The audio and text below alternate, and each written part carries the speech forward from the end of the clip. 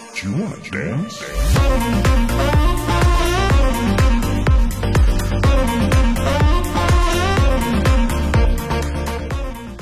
Halo Z-Friends, ketemu lagi di Zona Anti Galau. Ya udah lama banget ya nggak ketemu di Zona Anti Galau. Tapi mumpung sekarang ada Rena dari Cinta Setara. Boleh dicek Instagramnya Cinta Setara supaya punya relasi yang sehat gitu ya dengan pasangan gitu ya. Dan sebenarnya Cinta Setara sekali lagi dibuat untuk menghindari kekerasan dalam pacaran gitu ya. Oke. Ini ada beberapa yang soal rumah tangga juga ya, karena Rena juga pernah memberikan seks edukasi sehubungan dengan perkembangan psikoseksual seorang individu. Keren ya yang ngasih seks edukasi jilbaban. Jangan sedih sih friends. Yang penting ilmunya. Kadang-kadang suka tabu ya orang-orang bicara masalah seks yang sebenarnya harus dibicarakan gitu. Kok di jilbaban kayak gitu orang gak pada galau tuh Ren? Enggak juga sih, jauh mungkin ada yang nge-rash juga gak sih lo? Sampai saat ini alhamdulillah sih. Terus pakai jilbab apa jangan-jangan atau pakai shawl cantik aja deh, mau pakai jilbab bukan Islam gimana ya? Tapi hujat gua. Oke, pertama pertanyaannya nih, ini galau-galau gitu sih ya. Mbak, saya sudah berumah tangga selama 24 tahun. Soal seks sama istri, selalu saya yang aktif.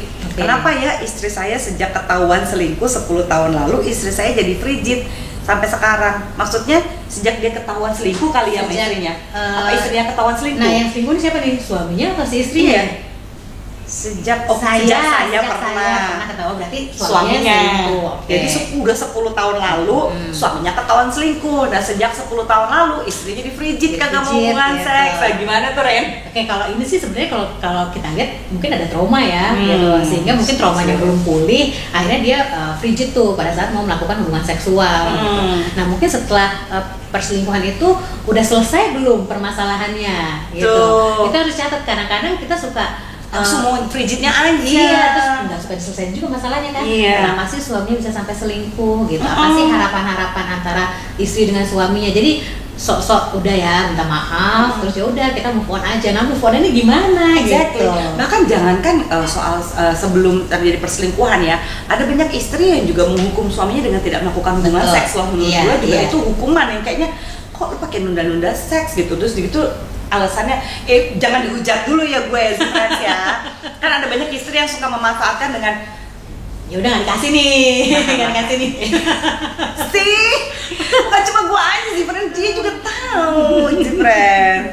Ya kan, itu nggak fair kan sebenarnya, itu menjadikan ketidaksetaraan kan ya dalam relationship ya. Nah, jadi dendam. Iya, sebenarnya kan memang itu sebenarnya seks itu harus dibicarakan antara suami dengan istri. Cuma ya itu dia banyak yang terjadi agak nggak enak ngomongin seks dengan pasangannya gitu, terutama mungkin perempuan itu ya kayaknya banyak nggak enakan, malu. Apa karena kita tunggu di dunia patriarki kali ya Ren ya? Mungkin juga kali ya. Kalau lu minta lo agresif. Kesannya iya, image-nya jadi bagaimana gitu. Kesannya nakal, padahal mau nakal diranjang sama suami sendiri sudah lah ya. Padahal itu kan kebutuhan dua belah pihak.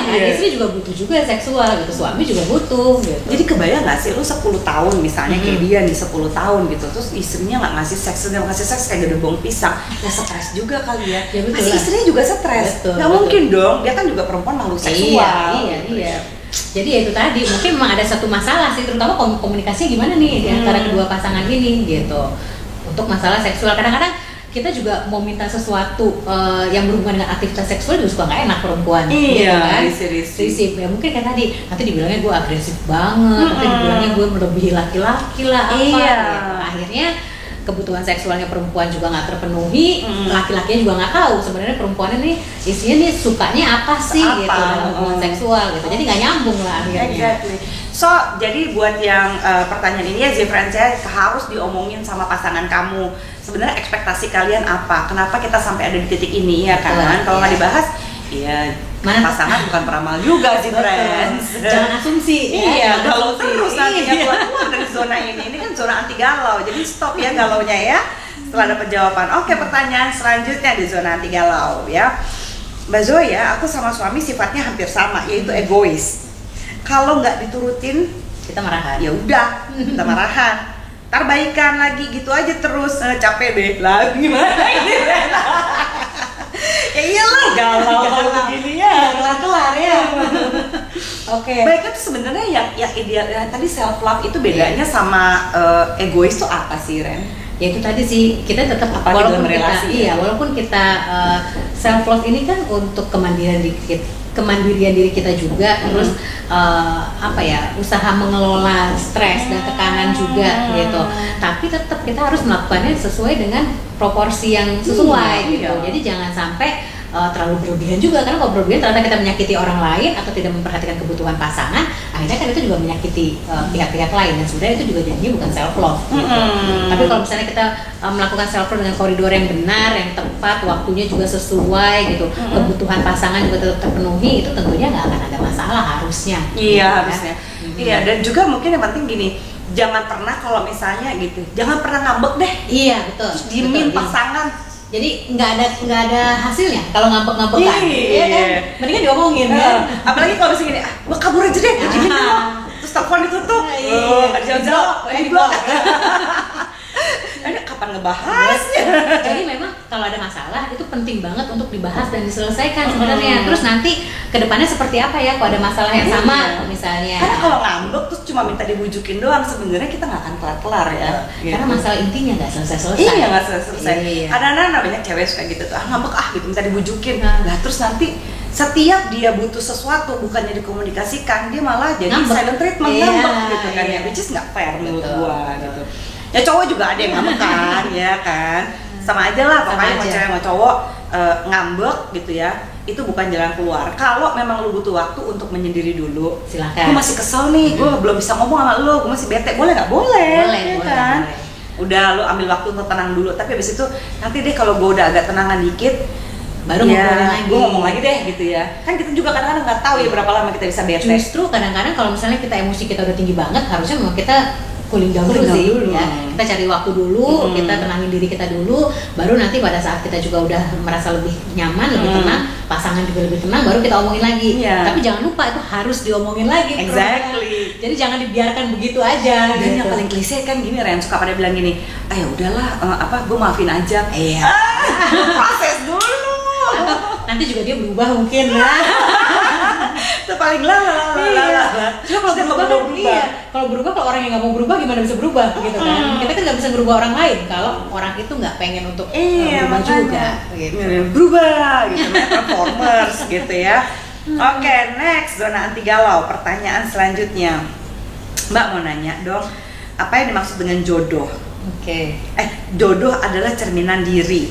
Ada satu cerita sepasang suami istri, sifat, sikap, hobi, prinsip semuanya sama, tapi jodohnya cuma semur jagung, udah cerai. Kemudian nikah lagi dengan pasangan hidup yang semuanya kebalikannya, sifat, hobi, sikap, pemikiran juga jauh berbeda, tapi sampai sekarang masih bersatu. Nah, apakah ini yang dinamakan dengan jodoh adalah cerminan diri? Tolong penjelasannya. Wah, nih area lu banget nih.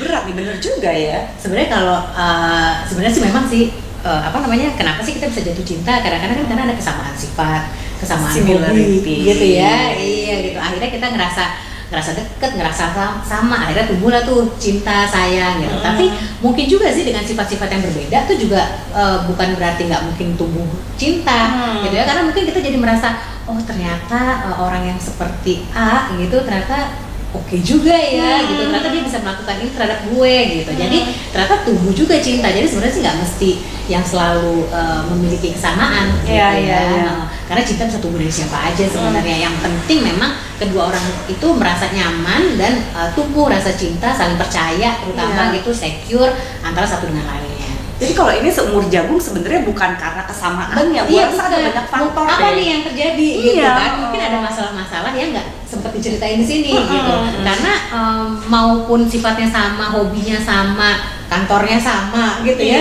Ada masalah, mungkin aja ada masalah. Cuma yang terpenting kan bagaimana pasangan ini menyelesaikan masalah yang muncul di pernikahan itu kan. Bukan jadi kalau misalnya banyak kesamaannya itu sebenarnya lebih oke ya kan dibandingkan banyak perbedaannya. Tapi kalau misalnya dalam kasus ini kita perlu info lebih banyak lagi sih, friend. Jadi pernikahan tuh kan ada faktor statis, ada faktor dinamis, ya gitu ya. Misalnya perbedaan usia, itu nggak tahu. Sukanya sama-sama suka diving, tapi yang satu bedanya misalnya sampai 20 tahun, susah juga ya, gitu. Nggak segampang itu. Jadi ada hal-hal yang lebih kompleks secara komprehensif. Mungkin yang bisa menjelaskan teori Sternberg kali ya. Jadi ada komponen cinta namanya komponen cinta.